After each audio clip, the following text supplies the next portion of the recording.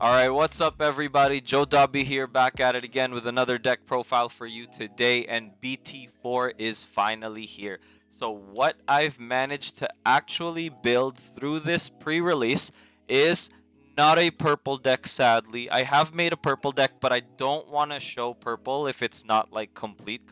I've managed to come up with this really powerful updated Mastemon list. And let me tell you, it is a devastating list. It is super swarmy, super aggressive, and works with Magnadramon to continuously put pressure on your opponent's board and threaten game. And I'm just going to dive right into it because I think it's so awesome.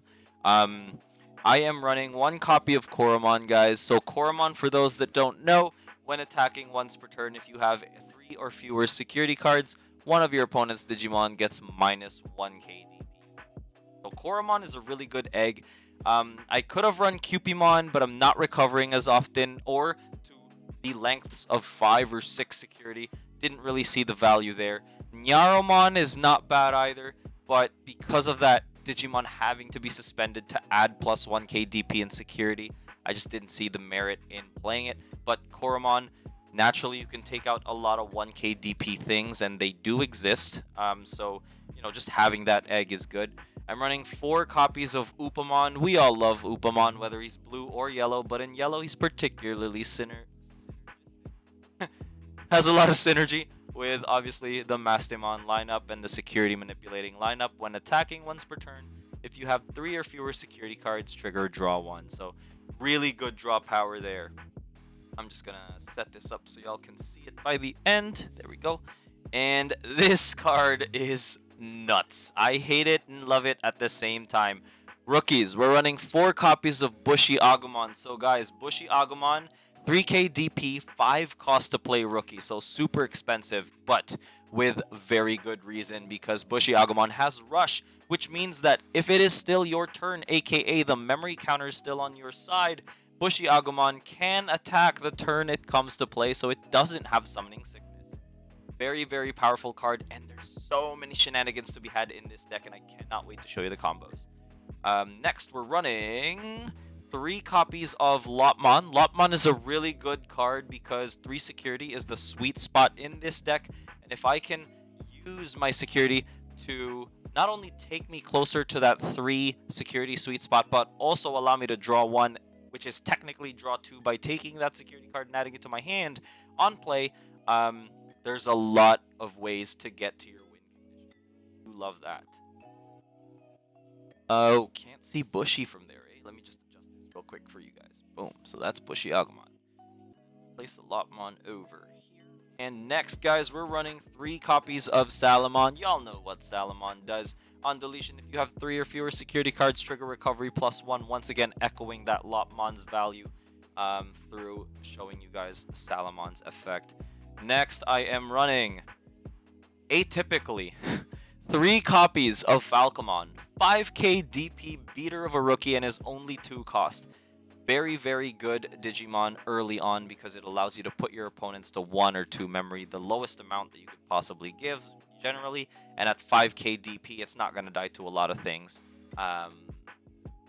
early as well. So it has the swing potential as well, which is really good. Like, the survival rate just goes up at 5k DP because some level 4s even are like 4k, so it's really good. In addition to that, I was looking for ways to play Falcomon. I was looking for Digimon with great effects from like playing from trash because of Mastemon, and honestly, I've got a bunch of good effects already. Falcomon, if I can bring Falcomon out, that's just added DP beaters to security checks, and that's really good.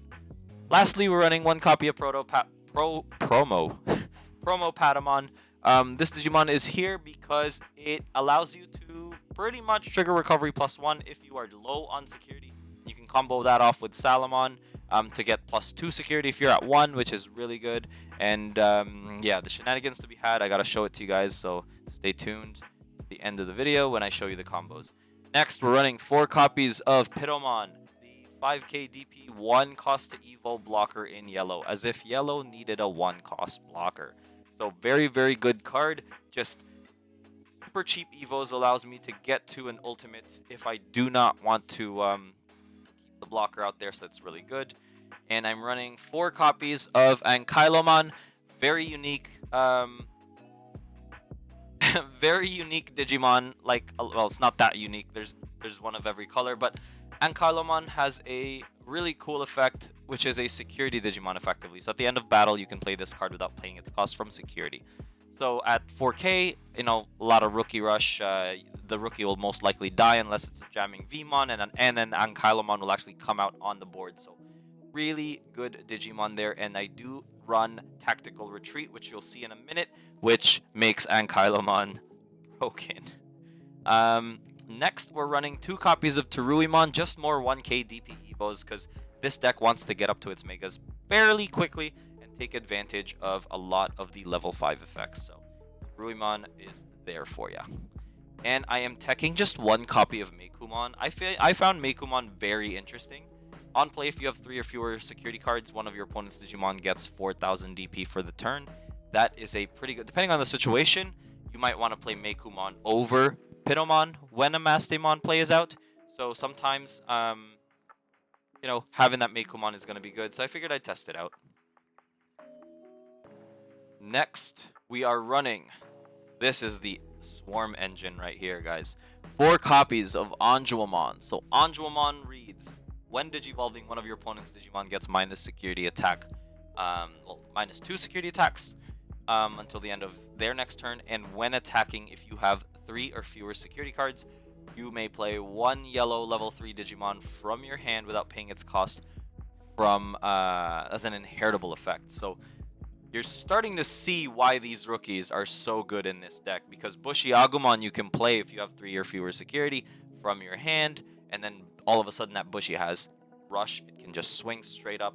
Lopmon, you can actually use Anjuamon's effect to go to 3 security, and then use Magnadramon or Mastemon's effect to bring out the Bushi and swing. Lots of little intricate or niche plays and lines of play here that make the deck super fun and rewarding to play. Next, we are going with 2 copies of Anjuamon because, once again, you want to play around with that 2 to 4 security. So Anjuamon, when Digivolving, allows you to recover +1 if you have 3 security cards or less. So it's pretty cute. Next, I'm running 2 copies of Sirenmon. Once again, you want to get into your Megas ASAP. So the 2 copies of Sirenmon really help you achieve that, especially if you tend to be bricking early on into the game. So I'll leave the Sirenmon over there. Next, funny enough, if you think I'm running 4 copies of Mastemon, you are mistaken. I am running 4 copies of Magnadramon. Magnadramon has a very good and overlooked when attacking effect because of its on-play effect and how it's used in Megazoo.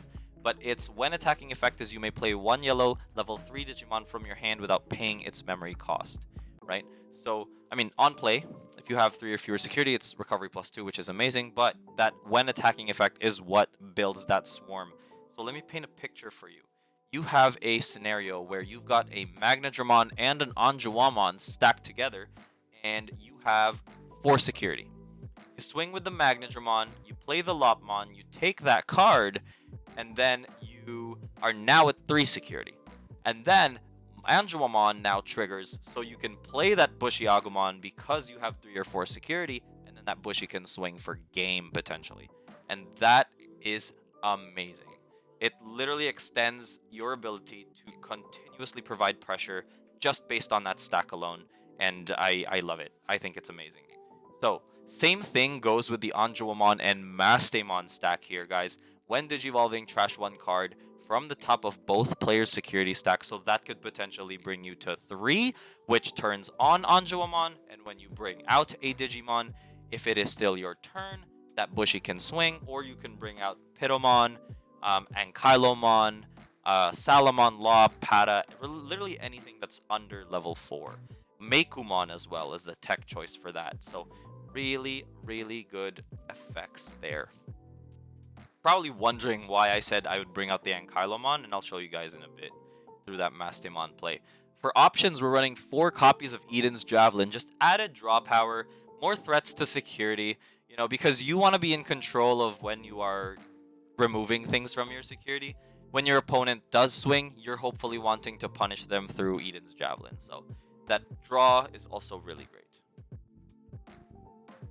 Next, I'm running 2 copies of Blinding Ray. New card, really good. Trash the top card of your security stack, then gain 2 memory. So there's lots of ways to get to 3, to dance around between 2 to 3 security. And that extra 2 memory, this is a niche kind of like situation. I want to play Blinding Ray when I want to get into Mastemon and potentially swing for game.